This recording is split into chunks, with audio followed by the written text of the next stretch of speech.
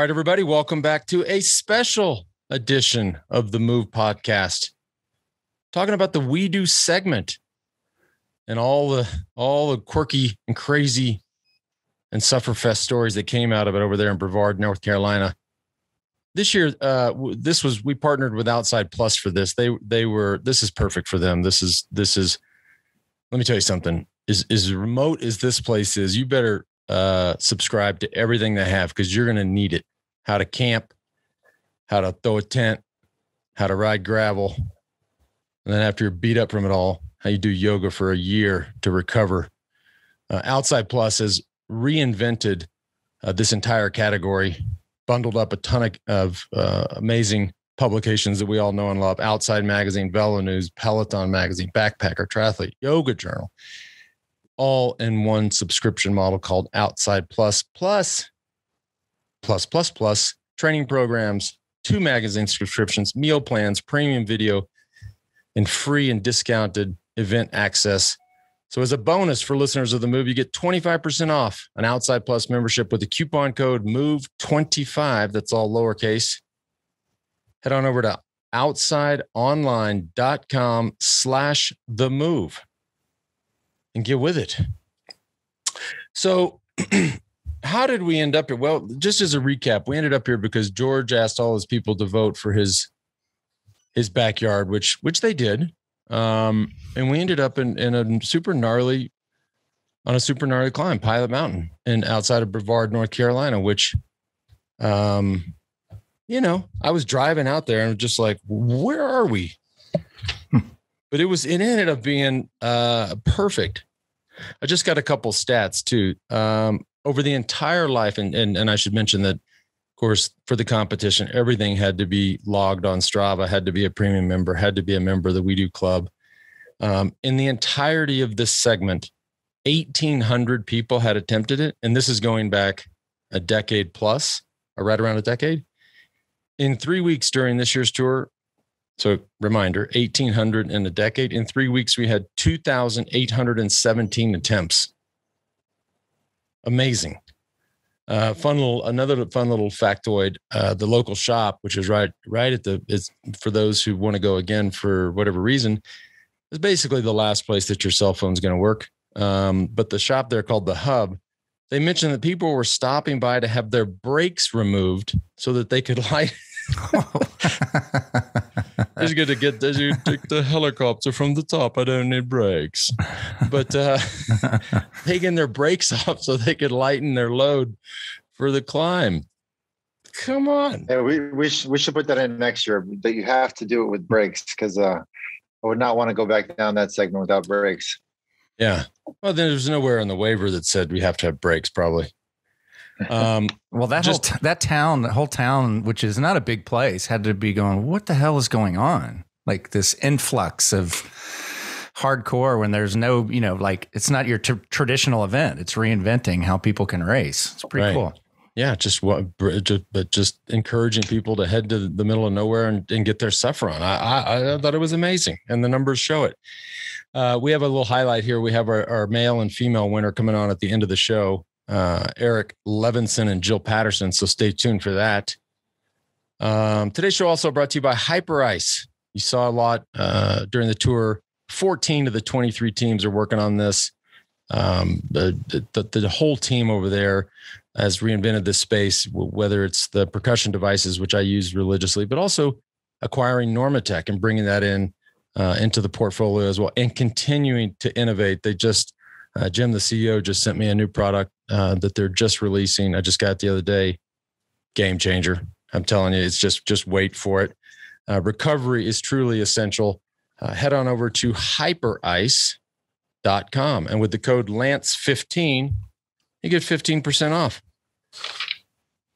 This segment also brought to you by Element. We love them. This is our go-to hydration shorts. I was on the bike with Anna yesterday for 8 hours. Being a super domestique, George has nothing on me anymore, but getting her ready for Leadville. I was hammering the Element, the orange salt, got me through it. 1,000 milligrams of sodium, 200 milligrams of potassium, 60 milligrams of magnesium. And for our listeners, a free sample kit just for the price of shipping. So you get 2 citrus, 2 raspberry, 2 orange, and 2 of the unflavored. Head on over to LMNT.com/TheMove. Get your free sample kit. So I guess, JB, good idea. Let's start with let's build into this, because we got our grand champions who both have interesting stories I can't wait to hear about. But let's start with the age groups. What do you think? Yeah, we can start with the women's age group winners, and we'll go from youngest to highest. Now, keep in mind there are some under 23 coming up. Yep. Well, we do. You're right. I have done U23 men, U23 women. And for the age group winners, cool prizes. So no cash prizes, but a really cool, just a stock of swag, as we like to call it in cycling. They of course get the WEDÖ champions jersey, leaders jersey, the camo, the sort of tonal camo I love. Plus you get an Outside Plus winners kit, a Hammerhead Karoo 2, some Roca shades, Amp PR Lotion Limitless kit, Normatec 2.0 leg package. That's a big one. And the Hypervolt Go by Hyperice. So let's we start with the before we start with the winners, I think we should also point out that I think up to date, or I'm pretty sure at least even with all these major criteriums going on, we are the largest prize purse in all of American racing right now. So I think that was pretty awesome that we're able to bring that to all of the cyclists in the country, and hopefully next year we can do bigger and better. Perhaps on the Southeast again, I'd be happy with that, but anywhere in the country would be good with me. George is already lobbying. The big climb right near his house is Paris Mountain. I believe they're already up in the votes. He's got all his peeps on it. I love that. That'd be awesome. All right. So for women, 35 to 39, Elizabeth McCauley from Knoxville, Tennessee. Congrats, Elizabeth. 40 to 44, Karen Ostergaard from right there in Asheville, not so far from Brevard. 45 to 49, Abby Walker, also from Asheville. And here's one of your homies, George, Debbie Milne from Greenville. That's North Carolina. That's pretty far. Oh, what? There's 2? There's Greenvilles everywhere, believe it or not. I don't think there's any Greenvilles in Colorado. But good catch. I was starting to, I thought maybe you had some background here. No. And on Debbie's performance, she's 50 to 54 champ, smoked it despite the rain and beat few of the lower age groups, including the U23s. Damn, the fountain of youth. Debbie, why don't you share that with us? 55 to 59, Jana Wood from Charlotte, North Carolina. She suffered with historic relative effort, according to Strava. That's pretty strong. And then Beth Hoffmeister, 60 to 64. And our girl, Rona Resnick, 70 plus. We showed photos of her during the Move's coverage of the tour. What a badass. She just started riding 4 years ago. At age 70, she took up cycling and is out there kicking ass. Amazing. Hey, we got to go back to Debbie. Actually, she is from South Carolina. I think that was Tiffany made a mistake. She's my neighbor. In fact, lives right up the road in Paris Mountain. So that's why I was confused. Never mind. We're going to chalk that up to the jet lag. George is over, of course. Well, what about Tiffany? Give her. She's the one who put North Carolina in there, and that's just funny. In the background. What about saying somebody's name and then now you thinking they're remembering that they're your neighbor? Jet lag. Like somebody going, and JB Hager wins the 50 to 54. Yeah, I think he's from Oklahoma. I don't know. Must be a different one. Like 5 minutes later. Wait, no, I know that guy. Oh my God, you better check yourself. All right, let's do the men's categories. Of course, same prize package. Amazing. Thanks to all the supporters and sponsors there. These guys are going to love that. Spencer Whittier wins 35 to 39. He calls himself the Turbo Cat from Chattanooga. Did you ever cross him in your Grand Fonda there, George? Yeah, Spencer spent the night at my house for a race that we did. He's good buddies with Brad Cobb, who won the 54. They call him Taco. Good guy. And like 2 minutes from now, don't say, well, you know what? I don't remember that guy. I don't know who that is. Yeah, 40 to 44, traveling from the cycling hotbed of Columbus, Ohio. Ben Meir takes the win. 3 attempts on it. 45-49, Tracy Sane drives over from Georgia. This is, by the way, this would be my age category. Somebody sent me a note here. He beat me by 3 minutes. Now, that is Tracy Insane from Georgia. I don't think that would happen. Just Tracy, so you know, that wouldn't happen today. I'm in a lot better shape. George, why don't you tell us about our 50-54 winner? Because apparently you all are buds. Brad Cobb from Chattanooga, Tennessee. Good friend of mine. Great cyclist. Wins a lot of these age category races and just an all around great guy. You actually rode with him in Asheville once, so talk about bad memories. But you went for a mountain bike ride with him in Asheville at one point. You mean Aspen? Sorry, Aspen. Yeah. Man, you better. Could we get the man an espresso? Because I've never ridden mountain bikes in Asheville, but if you know, perhaps you know, where's Cadell? He doesn't do much these days. You're over there celebrating him. Have him fetch you an espresso. I just miss you guys. You know, I'm used to being in the same room. You know, right by the there. Way, Brad. Feel. Brad Cobb's nickname, I guess, is the Rabbit Sanchez Jr.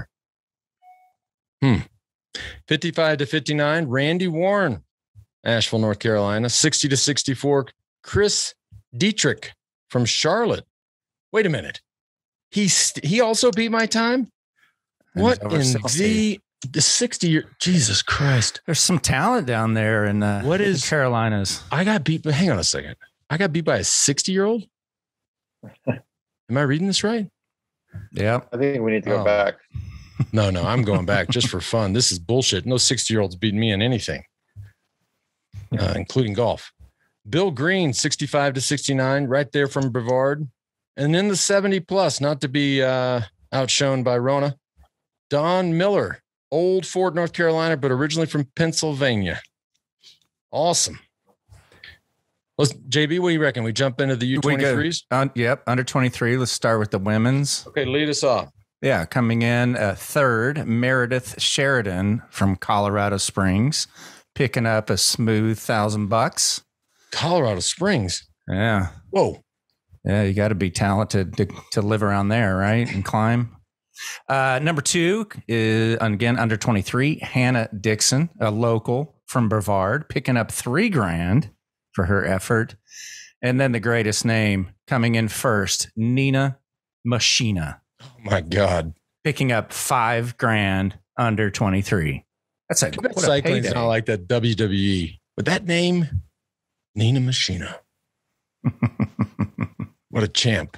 I like it. Men's under 23. Let's see. Coming in third, Tyler Miranda from North Carolina gets $1,000. And I love that we pay the men and women's the same. You don't see that everywhere in sports. Number 2, Tyler Orschel, who went on the board early, picks up $3,000. He's local, Brevard. And number 1, under 23, Ben Wright from Lynchburg, Virginia. Wow. Picking up $5,000. Huge. And their times are just, you know, in comparison. I mean, I know we were sort of riffing on getting beat by these old farts, but these kids were flying. And yeah, I mean, I can't even imagine. We got to give a special shout out to my buddy Brooks Winke, who's also in Greenville, South Carolina, and he tied for third, but didn't have a power meter. So unfortunately didn't make it to the results, but still a great ride by him. Next year. Before we jump into the having our winners on, well, not just having them on, but announcing the entire podium. Today's show also brought to you by Ventum, a direct-to-consumer bike brand, one that I love. My go-to road frame, and I mean this, is the NS1. My gravel bike is the new GS1, totally customizable. They also offer a really cool WEDÖ paint job if you're interested. You go in there, customize everything. Obviously, the sizing, the components, the wheel sets, it's all right there. By the way, the Ventum NS1 was just named one of Bicycling Magazine's best bikes of 2021. They also gave away a road frame during this year's Tour de France. Head on over to ventumracing.com/TheMove. Last one, today's show brought to you by AMP and Momentous. This is a new team that just came together. AMP, we've talked about for years, the PR lotion. We also had a ton of antidotes from folks on the climb using the PR lotion religiously, clinically proven to buffer lactic acid. It absolutely works. I mean, we've seen it in all the pro leagues. We've seen it in all the major championships. You saw it in the Summers Tour de France. Geraint Thomas, EF Pro Cycling, Kipchoge, also a religious user. When he ran 159, used it. And an update, Alex Honnold, this is cool, has apparently started using it. You think he generates a little lactic acid in the arms? Up there climbing for your life? Oh, man. Offering a new exclusive offer for our listeners. The Move Kit. So you get the Momentous Recovery Mix. Of course, keep in mind, these are two companies that have just come together, Amp Human and Momentous, a protein powder we've used forever. Just 1 and 1 equals 10. The Momentous Recovery Kit plus PR lotion plus a free massage ball, $30 off right now for our listeners. This kit is valued at $100, knocking it down $30 to $70. See what I did there? Head on over to amphuman.com/themove. Thanks to everybody over there and all the people that did the climb. They're thanking you for the PR lotion because it made it hurt less. I am going back. It's just a fact. Because if you compare what happened a couple of weeks before the tour and then what happened at the end of the tour, George was actually starting to get dropped. So I want revenge. Well, there was other factors that we don't really need to bring up. But he will. But here they come. Here are the other factors. How late were you? It doesn't matter. It doesn't matter. Okay. This is never mind. All right, let's start with the men's and women's overall championships. Let's go women first, JB. What do you reckon? All right.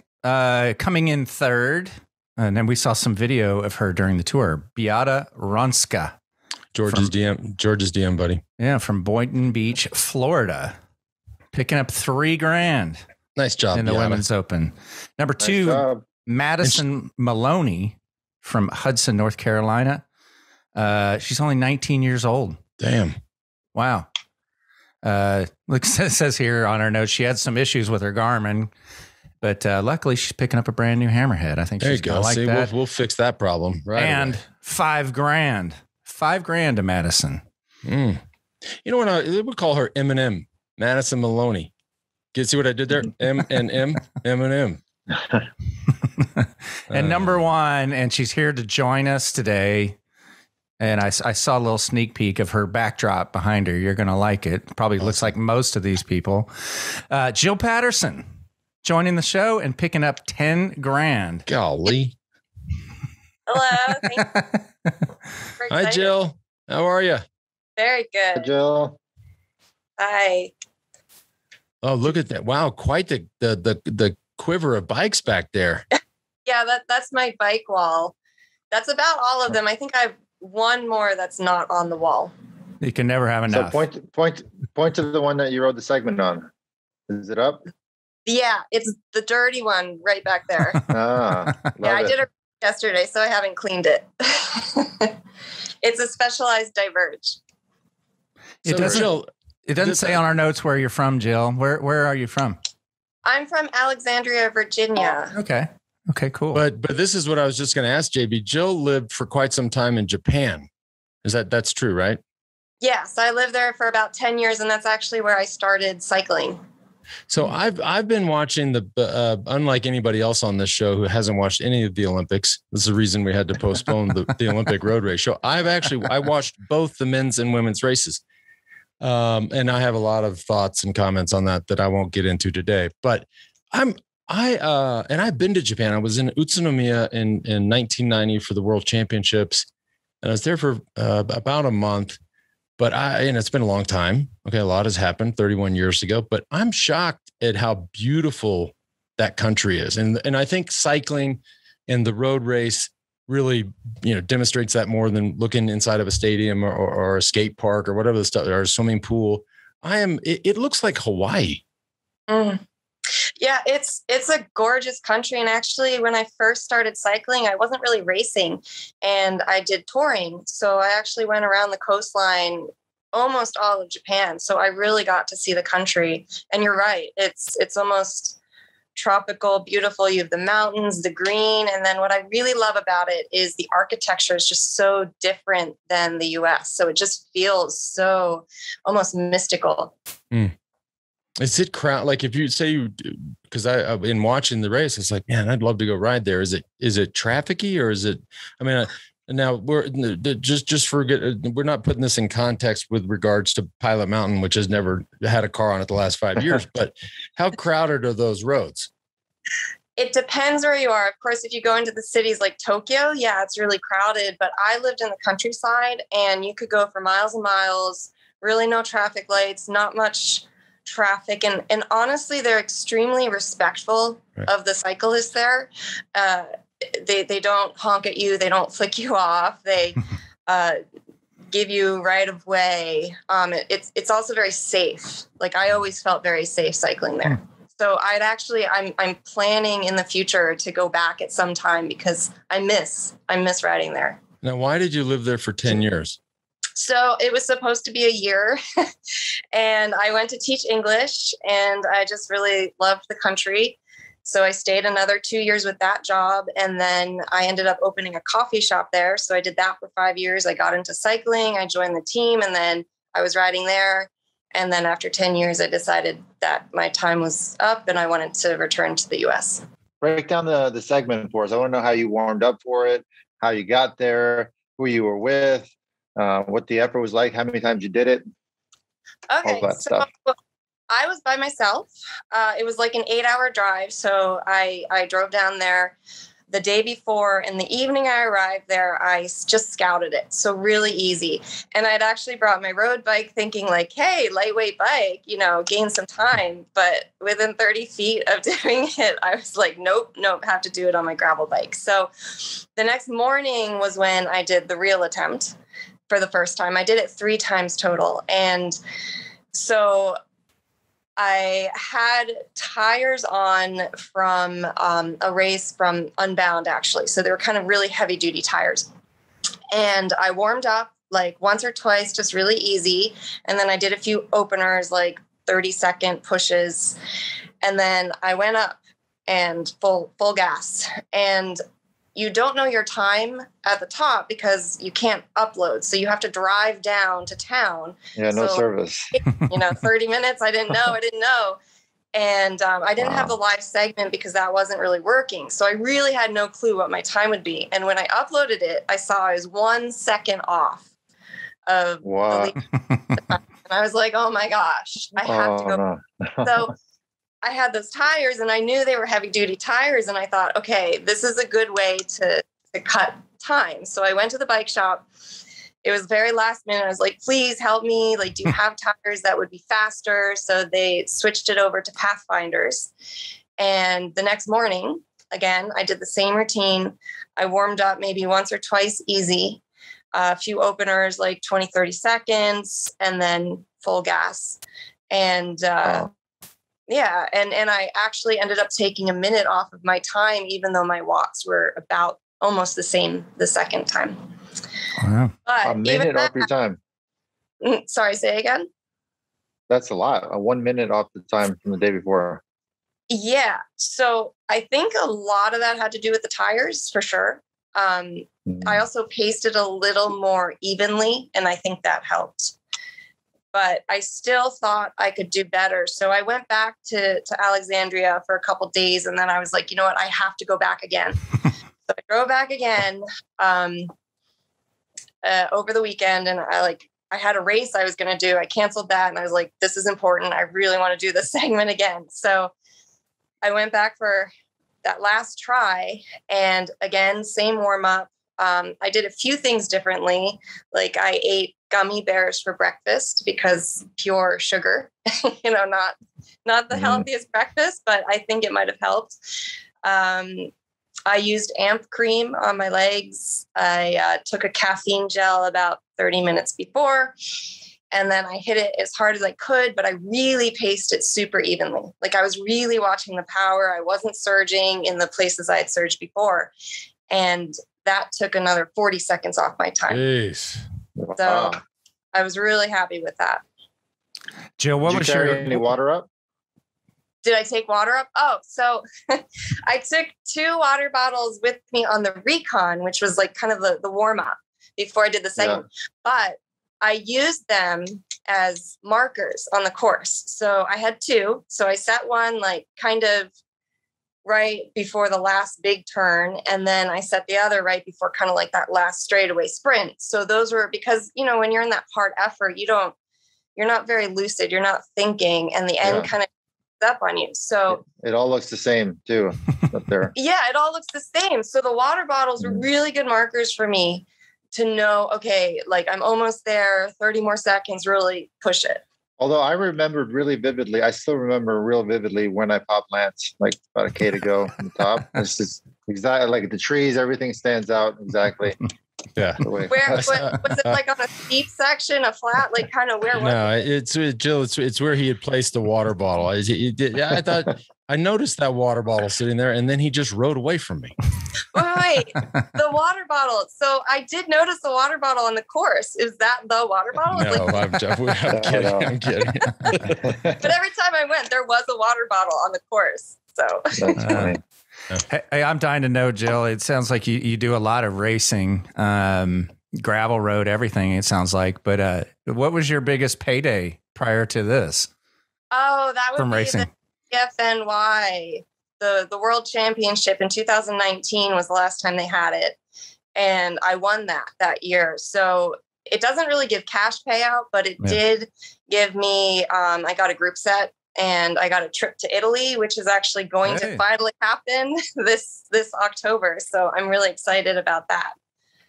Well, now you got a little spending money there for some, some rosé and some Parmesan and you got to frame that $10,000 check. You know, take a I know. Right.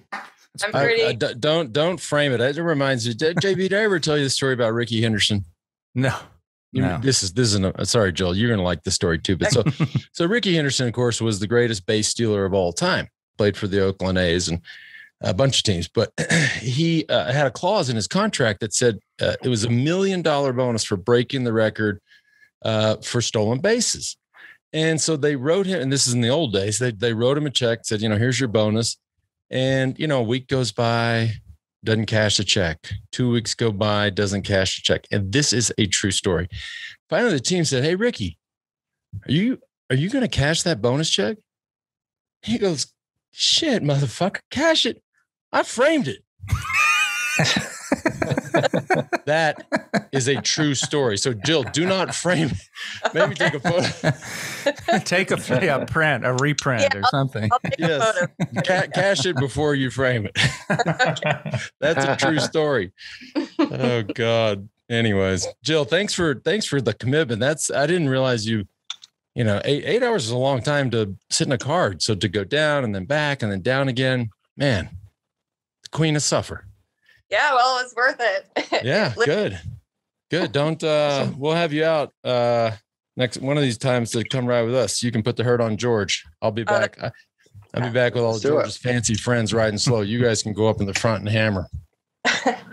Yeah, and I just want to say thank you for just making this competition. It was so motivating, and I met a lot of awesome people at the segment. So awesome. Yeah, thanks for doing it, and thanks for coming on. Thank you. All right, let's run through the men's open podium. Who's got that one? You want to do it, George? You haven't gotten to do one of these. Yeah, I can do it. Okay. I can do it. Start with third. Men's open, Albert Harrison from Georgia. He did it during an 80-kilometer bike ride, which we all know is very difficult there. So well done, Albert. Second place, David Talbot, who was leading for a while. We know him, the financial analyst from Connecticut. And then first place goes to Eric Levinson from Boston, Massachusetts. So just real quick on David Talbot, who got second, who was leading for a while, 16 pages, 16 pages of KOMs on Strava. Hello. Yeah. And we have Eric on right now. It looks like he's on the middle of a bike ride. Thanks for joining us, Eric. Oh, that would be amazing. Hey, my pleasure. Can you hear me okay? Yep. You're sideways. You're sideways, but okay. let me try this. There we go. Now imagine if he's upside down. Eric he's a medical doctor in Boston. Not a doctor of Zooms, but a medical doctor. He's won the Mount Washington Hill Climb, which I think actually got quite a few votes early on for this segment. Apparently that thing's just a straight pain in the ass. And that's a good way to describe it. Yeah. Yep. Cycling often is. In fact, after yesterday's ride with Anna, 8 hours on the bike, I can tell you something that's never mind. And you're David's teammate. You beat out your teammate for the dough. Yeah, that wasn't the original intention when this all started, and it feels good to win this. It doesn't feel great beating your teammate for first place, but that's how it turned out. Now, what kind of doctor are you? I'm training to be a psychiatrist. Oh, awesome. Yeah. Well, maybe you can apply some of that psychology to your teammate who you just stiffed for $5,000. I'm sure David would love that. I'll offer that to him. Did you guys do it together? Did you go down there together? What was tell us about your protocol getting ready for the ride, the warm up, how it went, that sort of stuff.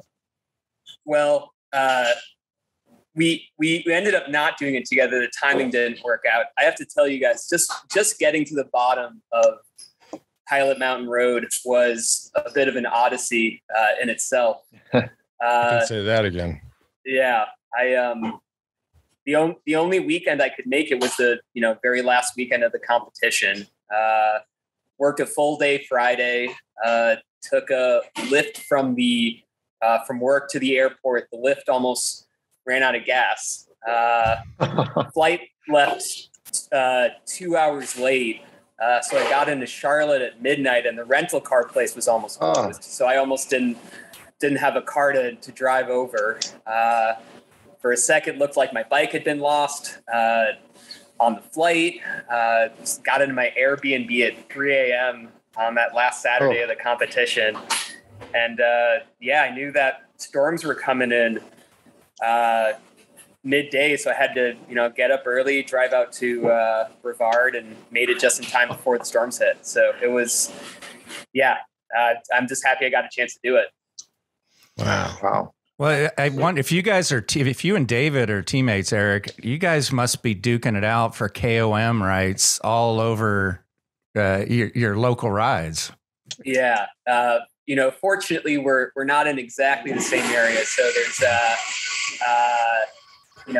David's got Southwest Connecticut pretty well locked up, and I mostly ride around the Boston area, but there's certainly times we can go head to head. That's amazing. A bunch of life lessons there, just getting down there, all the complications. That's what the suffer. How long? Wait a minute. What was the time again? And I'm George, you can remind me what my time was. I think it was in the 14 minutes, 14 something, right? Yeah, I think 14, 15, I think the time was. Amazing. That's insane. How many times did you ride the segment? I reconned it twice, and then saw some black clouds rolling in, so I got to do it once, and fortunately once was enough. Gravel top, gravel. Was it a gravel bike? Sorry. Yeah, Cannondale Super X. I really agonized over whether to do it on a road bike or gravel bike, and I think gravel was the way to go. Cool. I agree. Well, man, thanks for coming on. Thanks for making the voyage down there. This is insane. We'll have to. What do you think? Should we keep? I think we should keep doing this. I certainly hope you do. That's my vote. Right. Yep. When you're that strong, that's what you want. You want more of these things to go pick off. So, yes, please, Doc. Thanks for doing this thing, and thanks for all your work. Off the bike too. It sounds like that's important stuff, especially in this day and age we live in. It's gonna be crazy times. Look like it's rearing up again. So you'll be busy. Sounds about right. Hey, thanks for putting on the competition, and thanks for letting me join for a little bit. Nice talking to y'all. Absolutely. Congratulations. Congrats. Thank you. All right. I couldn't tell if somebody was going to the bathroom a lot back there. Or I was like, I think he was at a coffee. I think he was at a coffee place, and that was an espresso brewing up or something. I didn't know if that was like a really strong. That's amazing. Maybe he was over at Jill's coffee shop in Japan. Yeah. Hey, you know what? Imagine. I mean, these guys. This is an interesting thing. Like these guys who are guys and gals who are amateurs. They're out there for the love of the bike. They go. They race for a club team. They hammer their weekend rides. But dude, these people, like, and George, you can I'm sure you agree, there's no way for us to go out like as hard as we go when we do train and the frequency we train. There would be no, if we rode up Independence Pass, for example, right here with them, they would absolutely kick our ass. Like that's how fast. Yeah. There'd be no comparison. Yeah, I agree. Demoralizing. A lot of talent out there. I mean, God, you heard her. She's like just casually, oh yeah, when I did Unbound, that's a hardcore. What is that? 150 miles of gravel? That's 200 miles. 200 miles of gravel. Well, I love the fact too that when we were planning this out, we was like, it's kind of cool that it was kind of out there and hard to get to, but they took it to another level. I mean, she drove 2 times 8 hours each way, 2 times, and then he got in like 3 a.m. and did it the next day. I mean, these guys had no easy task on actually arriving to the event, which is kind of cool. No. All right. Does that wrap it up, JB? Yeah, that wraps it up. Maybe next time we go out west and see what kind of talent comes to the top out there. I'm thinking down here in Missouri Heights, I'll go an hour and a half from here. That's all I'm doing. We could even do an hour and a half from Austin. We can go find, I'll pretend to be in Austin. Like it's George, you don't have to work for this next time, but we do have some shows coming up. We're going to cover, and I think as we watch this play out, I think this feels right to just do one big show for the Olympics: road race, time trial, and mountain bike. Of course, we're a third of the way through that, having seen the men's race and the women's race, which I just finished watching this morning. If you're interested in that, tune in and then just so you know, if you think I have thoughts during the tour, just get ready. I mean, you better take a big nap. You bet. It's. I don't even. It was hard to watch. We'll get into that. I'm going to watch the women's today, but the men's, when you take the team dynamics out of the picture, it's a whole different style of racing. It looks completely different. What I will say is, and I've said this many, many times, and it's just as I watched, certainly the men's side. The pros have no business being. This is not. We do not need to be in the Olympic Games. This is a phony event. As much as I hate to say that, it's not. No. Stay tuned, listeners. I know. Find out what that means. George is over there like, save it. But I just want to go out. But best part was seeing that beautiful country. I'm telling you, I was surprised. It's been 30 years since I've been there. I want to go back. Stay tuned. God, everybody's speechless. Like, I didn't say anything about your mom or anything, guys. Come on. Jeez. You kind of left us wondering, and I'm really looking forward to the show. Oh, let me just show you something. I'm telling you, I don't know why, but I got really passionate about this. I mean, this is. You're going to tee off on it, huh? Well, I got thoughts. Okay.